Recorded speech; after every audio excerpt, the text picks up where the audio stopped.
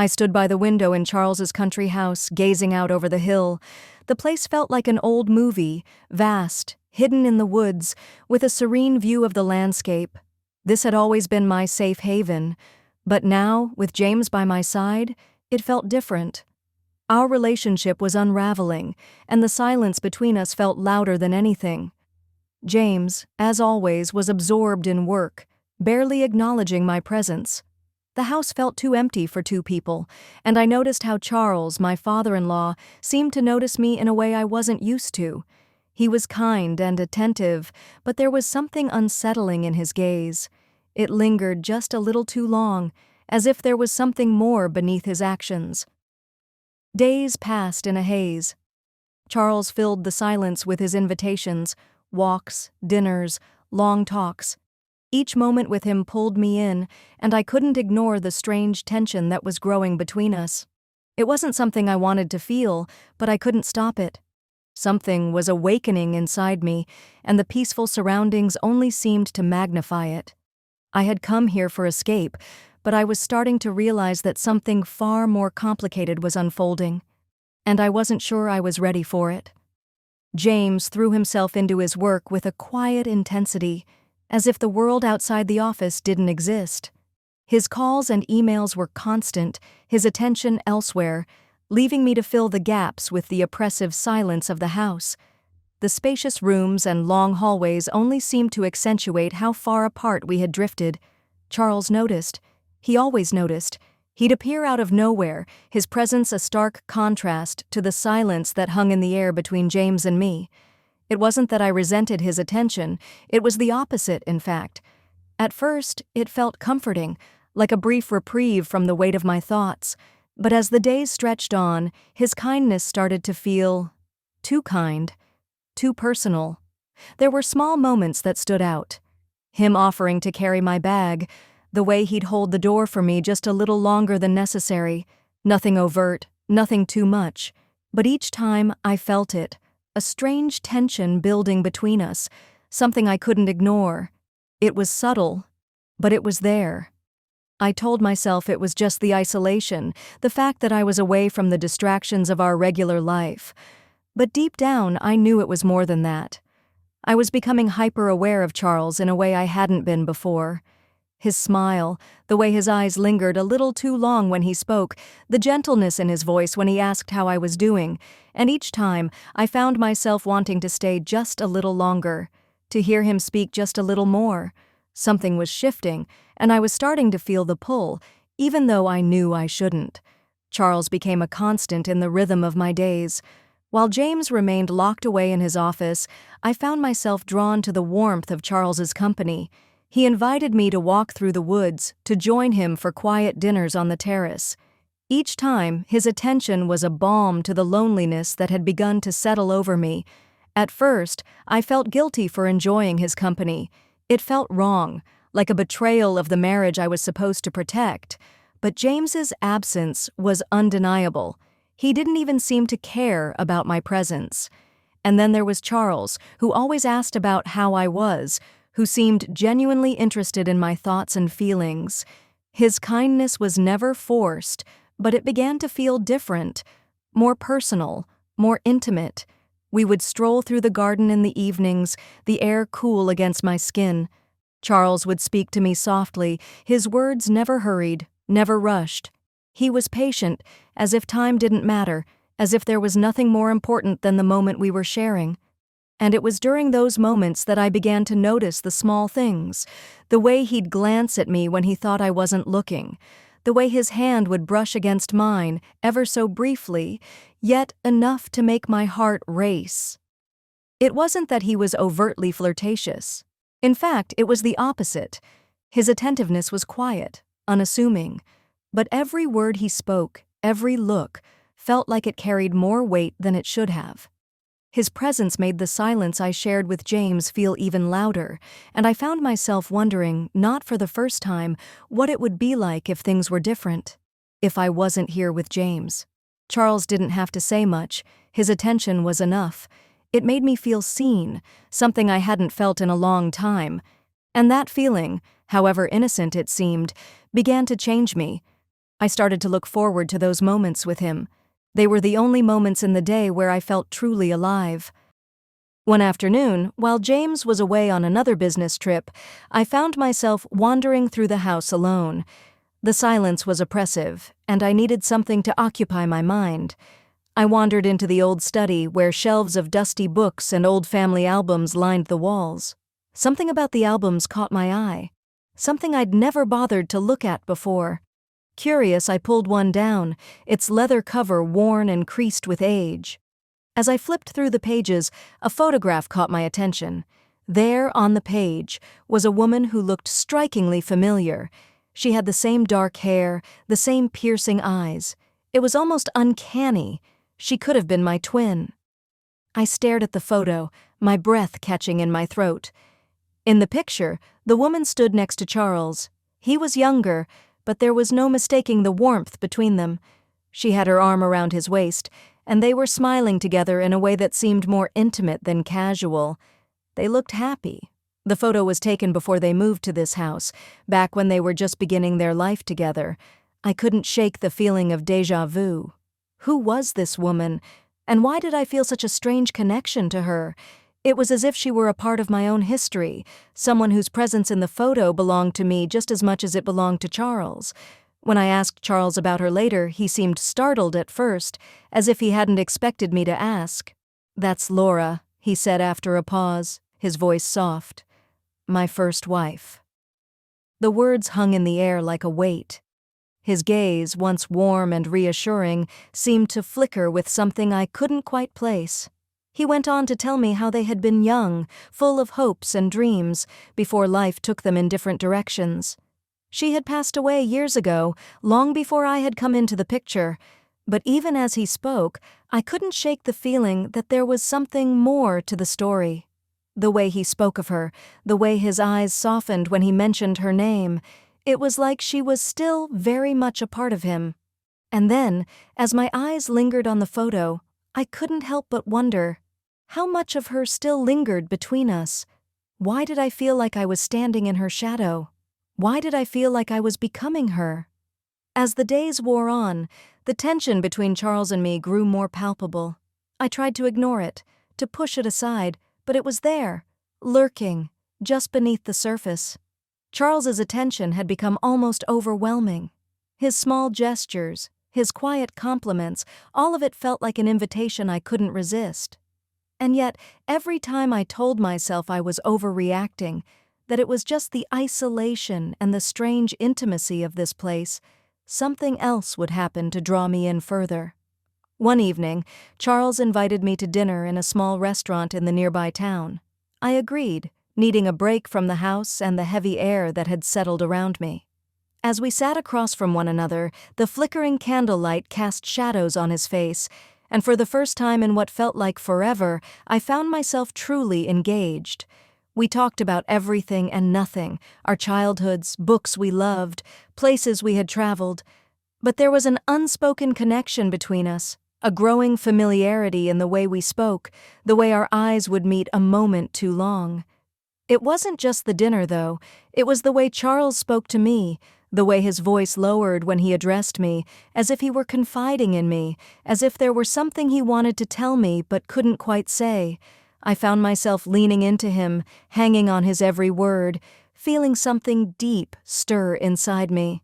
Something that went beyond friendship, beyond simple kindness. As the night wore on, the space between us closed, and the air grew thick with unspoken emotions. When he reached across the table and gently placed his hand on mine, I didn't pull away.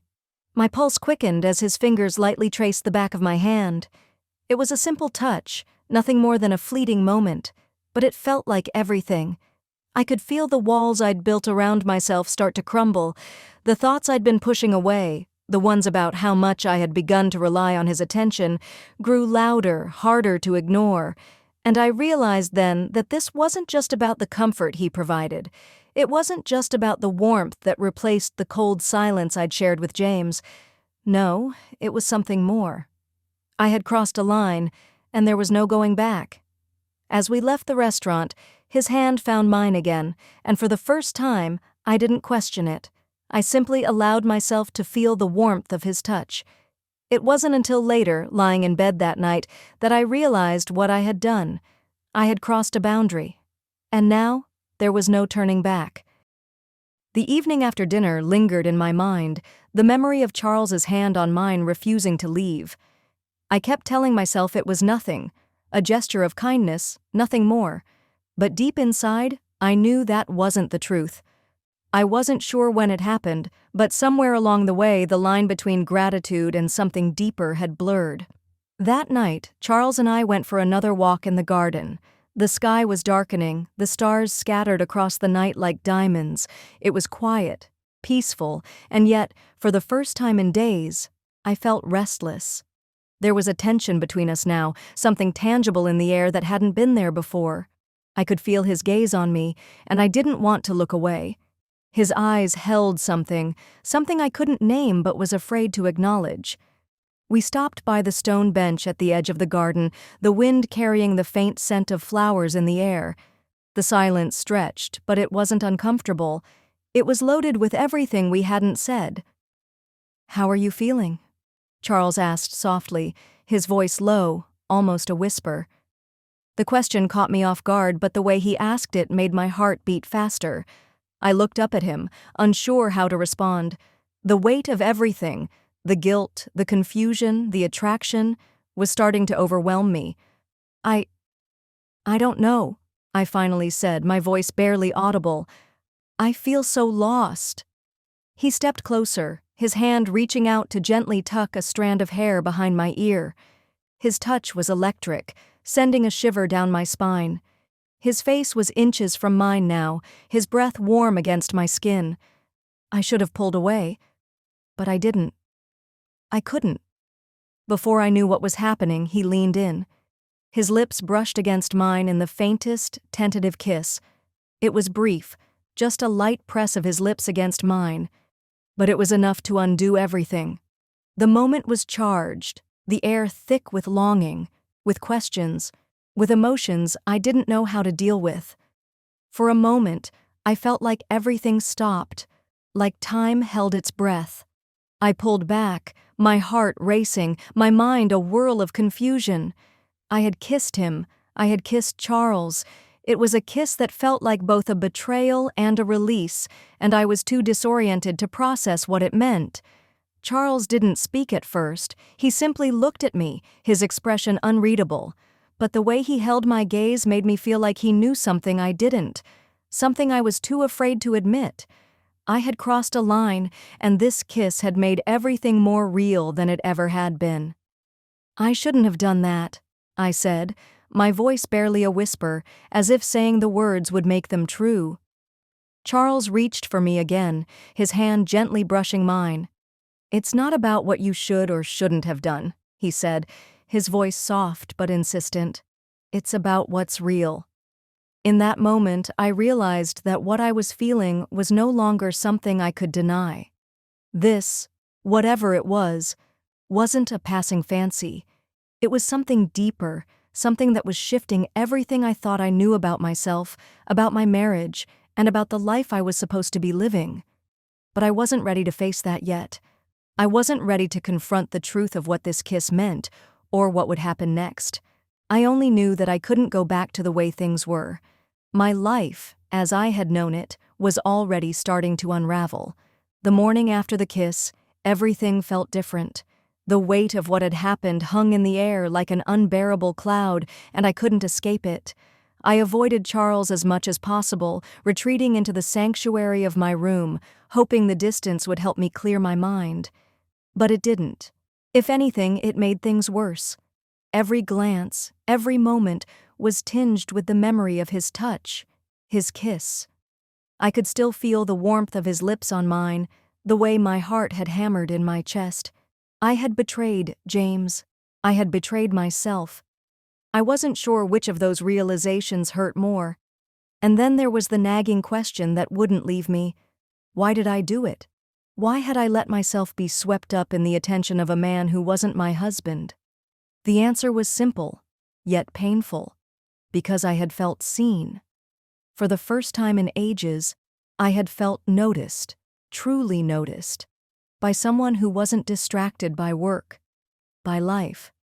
Charles had filled a void that had been growing inside me for so long, but that didn't justify it. That didn't make it right. Charles didn't press me for an explanation. He seemed to know that I needed space, but the way he looked at me, his gaze intense, almost searching, made it clear that he wasn't giving up on me, and that only made me feel worse, because deep down, I knew I wasn't entirely ready to let go of him either. It wasn't long before I found myself in the study again, trying to distract myself with the shelves of books, but as my hand brushed against the spines, I noticed something that stopped me cold. It was Charles's phone, resting on the desk, face up. I wasn't proud of what I did next, but the curiosity and fear was too great. I picked it up, my heart pounding in my chest. The screen was unlocked, and I found myself staring at a series of messages. The first few were innocuous enough, business inquiries, plans for upcoming meetings, but as I scrolled further, I found something that made my blood run cold. There were texts between Charles and someone I didn't recognize, the tone of the conversation flirty, intimate. One in particular caught my eye. "I can't wait to see you again. I miss the way you make me feel." I felt the floor slip out from under me. I had been so caught up in my own confusion, my own emotions, that I hadn't stopped to think about what was happening with Charles. I immediately dropped the phone back onto the desk, my hands trembling. Betrayal. I had been a fool, caught up in a fantasy, in the attention of a man who was no different from James. He wasn't offering me something real. He was playing a game, a dangerous, destructive game, and I had fallen right into it. When Charles entered the room, I could barely meet his eyes. His smile was gone, replaced with a tension that mirrored my own. "Is everything all right?" he asked, his voice low and measured. He knew, didn't he? He must have known that I had seen the messages. I couldn't hold it in any longer. "Who is she?" I asked, my voice shaking. The words felt like acid in my mouth, but they were out before I could stop them. Charles froze, his expression faltering for just a moment before he regained control. "Laura?" he said quietly. "She was someone I met recently. But you don't need to worry about her." His words hit me like a slap. He was still involved with her. He was still playing both sides. And I had been just another pawn in his game. I felt a deep, icy pang in my chest. Everything I had felt, everything I had believed about him, was a lie. It wasn't real. None of it was real. The warmth, the connection, the chemistry. It had all been part of his web. And now, I was trapped. I turned away from him, my vision blurring with tears I hadn't realized were falling. I had let myself be seduced by his attention, only to find that I was no better than James, no better than the man who had hurt me by abandoning me emotionally. But I had one final realization in that moment. This was the end of everything. My relationship with James, my growing feelings for Charles, everything was shattered. I had lost it all. There was no going back. I knew then that I had to leave. But leaving wasn't just about walking away from Charles. It was about walking away from the person I had become. I packed my bags quickly, the weight of everything crashing down. I was leaving. Leaving Charles, leaving the house, leaving the life I had tried to build. My phone buzzed. It was James. "I know about you and Charles." My heart stopped. How did he know? Before I could react, another message came through, this time from Charles. "I'm sorry, but I think we both know what's been happening.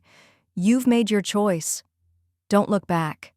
His words stung, but they felt like a final release.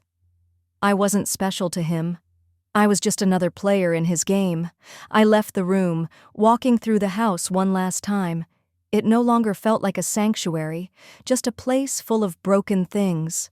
Outside, the cold night air hit me like a shock, but for the first time, I didn't feel trapped. I got in the car, unsure of where I was going. My marriage was over, and so was my connection with Charles. But as I drove away, a small flicker of freedom stirred inside me. I didn't know what the future held, but for the first time, I was ready to face it.